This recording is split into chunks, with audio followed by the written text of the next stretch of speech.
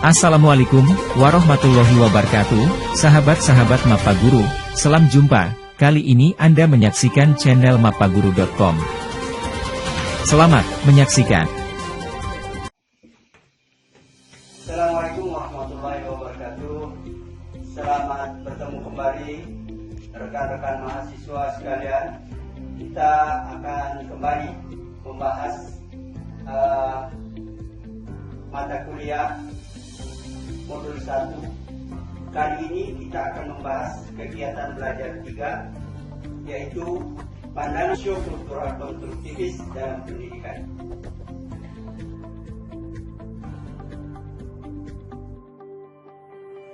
Salah satu peran penting guru dalam kelas tidak hanya memberikan pengetahuan kepada siswa, melainkan membantu siswa untuk membangun pengetahuannya sendiri melalui pengalaman belajar.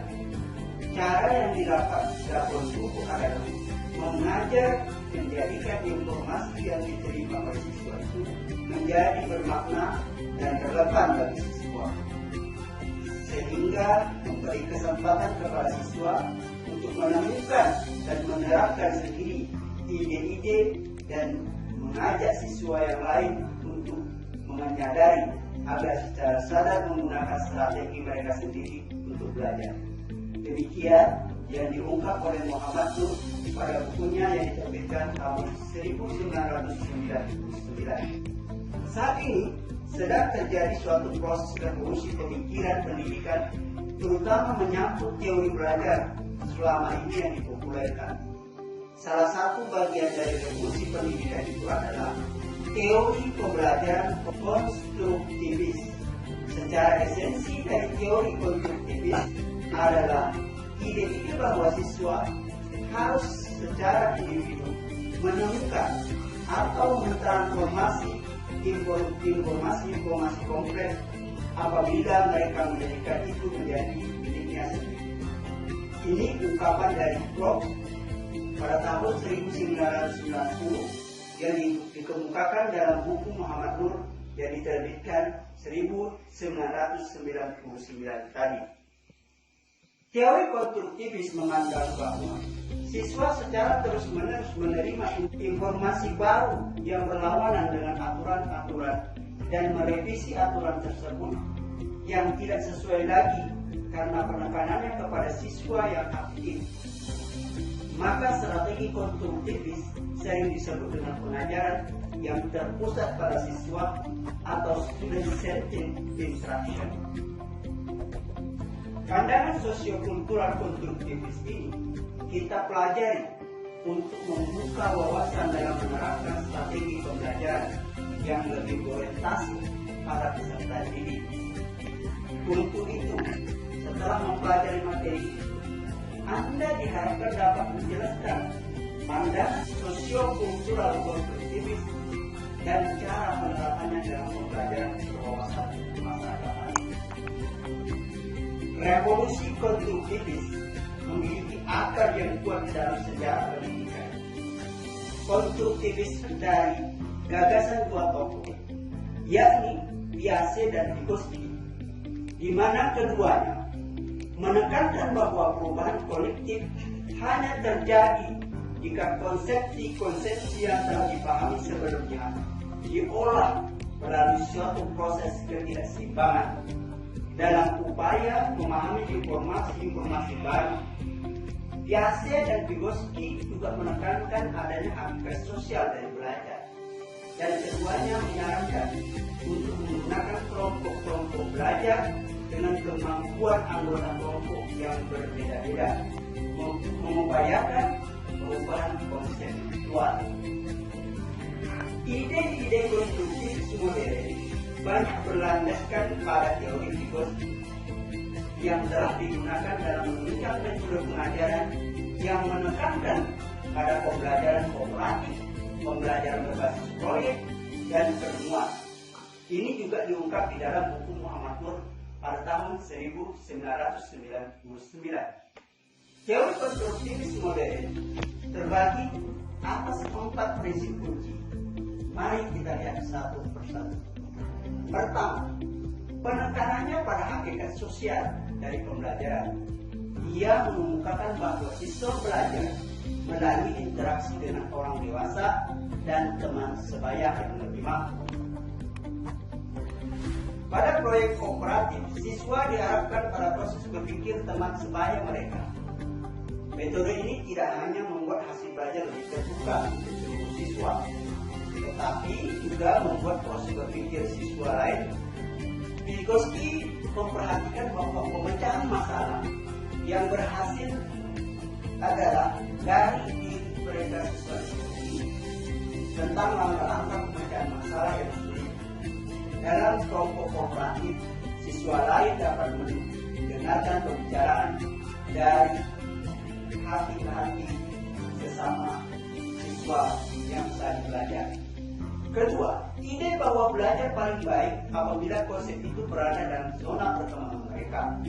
Pada saat anak melakukan kerjasama dengan orang lain, anak memahami konsep dengan dibantu oleh temannya dalam satu kelompok. Yang memiliki kemampuan kooperatif lebih tinggi, maka kemampuan anak untuk memahami konsep tersebut berada dalam zona perkembangan terdekat. Ketiga, adanya penekanan pada keduanya. Jadi yang pertama itu tadi, kemudian yang kedua itu. Di ketiga ini adalah penekanan dari kedua itu, yaitu hakikat sosial dari pembelajaran dan zona perkembangan terdekat yang dinamakan dengan pemagangan kolektif. Istilah ini mengacu kepada proses di mana seorang yang sedang belajar secara demi tahap memperoleh keahlian dalam interaksinya dengan seorang pakar. Pakar itu bisa orang dewasa, orang yang lebih tua, atau kawan sebaya yang lebih menguasai pembelajaran. Diibaratkan dalam suatu kegiatan pekerjaan, suatu kegiatan proyek misalnya. Mereka melalui proses pemagangan, di mana seorang pekerja yang baru dibimbing oleh pekerja yang sudah berpengalaman, yang bertindak sebagai model, memberikan kepada pekerja yang baru itu beberapa pengalaman yang mereka pernah lakukan, dan tahap demi tahap mensosialisasikan pekerjaan baru itu ke dalam norma dan perilaku profesi itu. Mengajar siswa di kelas adalah satu bentuk pemagangan. Penganut teori konstruktivis menganjurkan pentransferan pengajaran dan pembelajaran yang efektif ke aktivitas sehari-hari di dalam kelas, baik dengan cara melibatkan siswa dalam tugas-tugas kompleks maupun membantu mereka mengatasi tugas-tugas tersebut.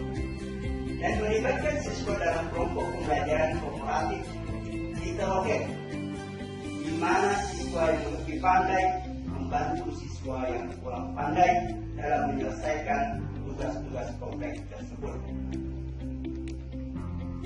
Keempat, pada proses pembelajaran kemandirian yang disebut dengan scaffolding atau menggunakan mediated learning, siswa seharusnya diberi tugas kompleks yang sulit dan realistis, dan kemudian diberikan bantuan secukupnya untuk menyelesaikan tugas-tugas tersebut.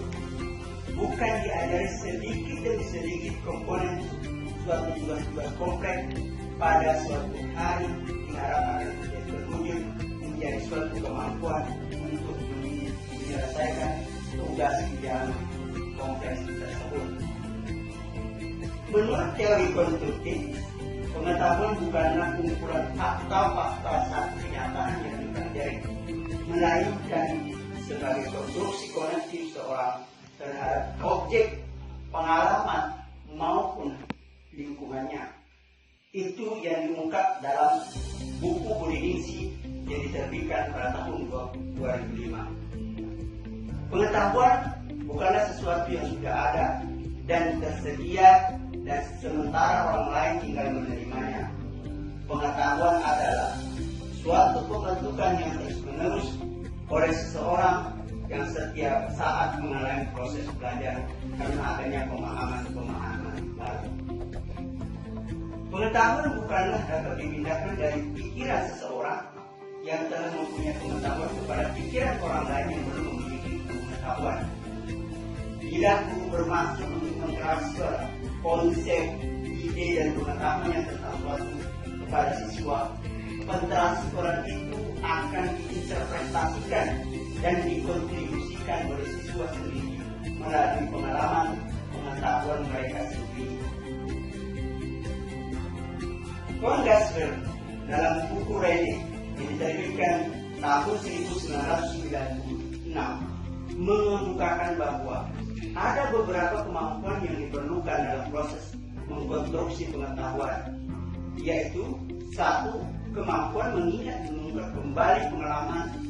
Yang kedua, kemampuan memberikan dan mengambil keputusan akan kesamaan dan perbedaan. Kemampuan untuk lebih menyukai suatu pengalaman yang satu daripada yang lain. Beberapa pandangan kognitif dalam pembelajaran kewawasan kemasyarakatan. Teori Vygotsky tentang pendidikan memiliki dua implikasi utama. Pertama, hasrat untuk memungkinkan tatanan pembelajaran kooperatif di antara kelompok-kelompok siswa dengan tingkat kemampuan yang berbeda-beda. Penuturan oleh teman sebaya yang telah kompeten akan sangat efektif dalam memperkembangkan pertumbuhan di dalam zona perkembangan terdekat.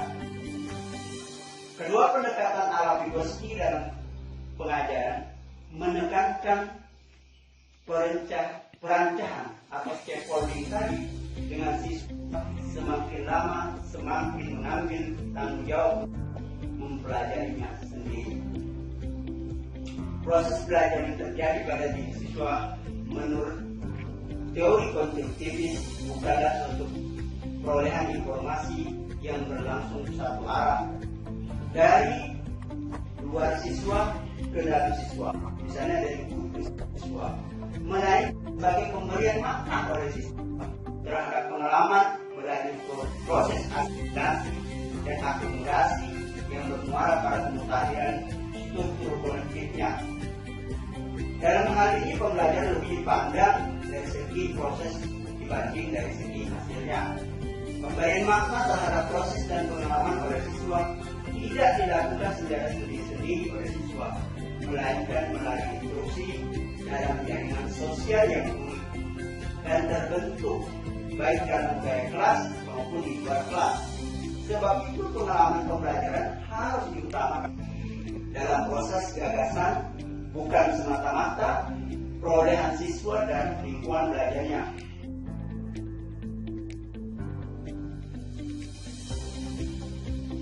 Penerapan pandangan positifis dan belajar membuat kemaslahatan melihat bagaimana kebutuhan siswa, guru, kemudian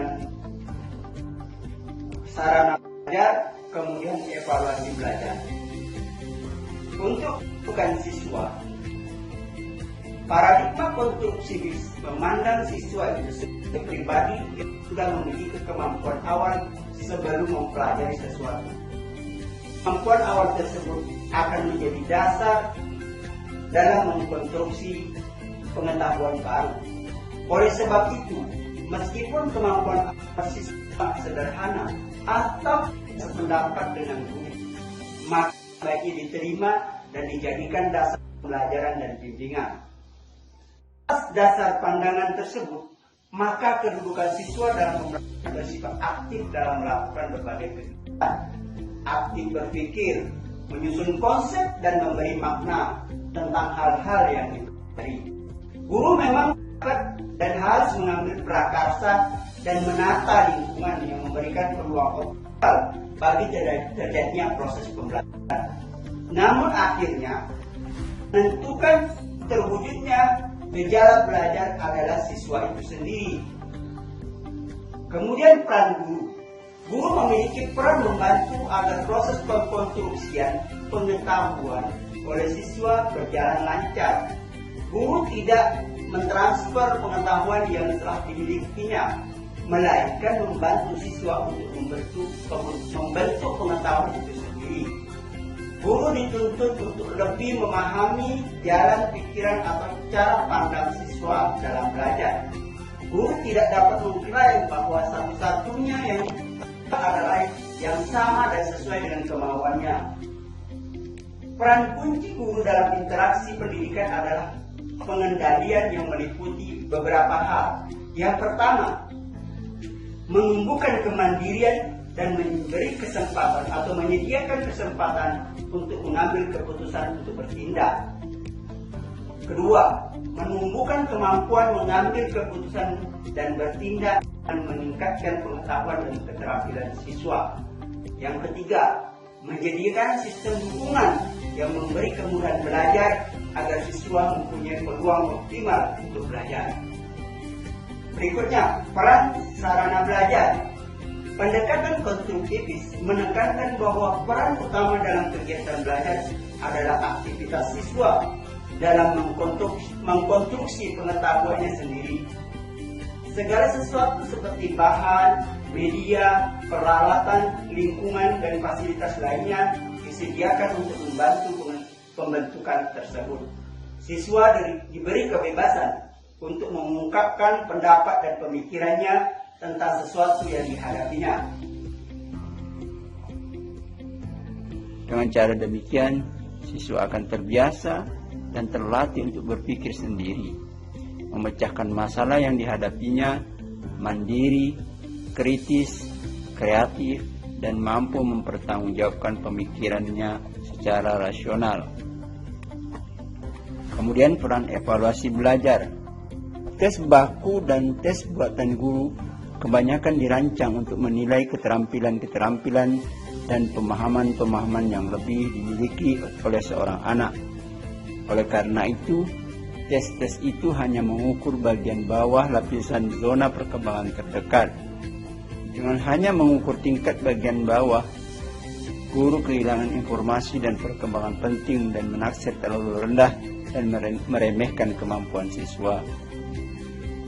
Pendekatan Vygotsky menganjurkan pengetesan lapisan bawah dan lapisan atas zona sehingga guru mengetahui tentang tingkat status dan kemampuan belajar siswa.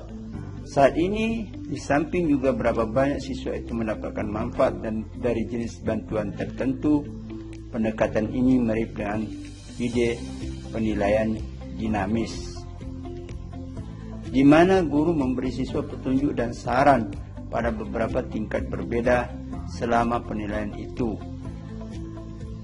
Dibuat catatan-catatan tentang kemampuan anak sebelum dan sesudah petunjuk itu, selain juga tentang petunjuk dan saran yang paling berguna. Untuk menilai keseluruhan zona perkembangan terdekat, perhatikan hal-hal berikut. Penilaian hendaknya dilakukan atas dasar tatap muka 1-1 saat interaksi dengan seorang anak. Butir-butir tes harus mencakup lebih dari satu tingkat keterampilan atau derajat kekomplekan. Terlebih dahulu, guru seharusnya mengembangkan satu set petunjuk dan saran untuk digunakan selama penilaian berlangsung. Petunjuk dan sarana seharusnya didasarkan pada tingkat sebenarnya atau status terkini anak. Kesalahan dan kekeliruan biasa bagi pembelajaran anak. Penjelasan-penjelasan anak atas pemahaman dan pemahaman yang salah dan tingkat perkembangan berikutnya dalam keterampilan khusus yang dinilai. Guru hendaknya membuat catatan-catatan tentang pengaruh petunjuk dan saran ini pada jawaban siswa.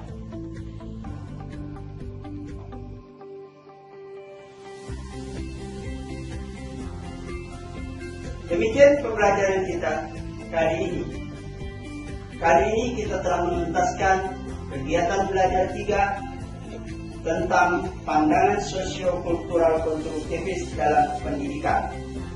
Semoga ini dapat kita aplikasikan dalam pelaksanaan pembelajaran di dalam kelas dan dapat meningkatkan kualitas pembelajaran dan menambah kualitas kita sebagai guru. Terima kasih.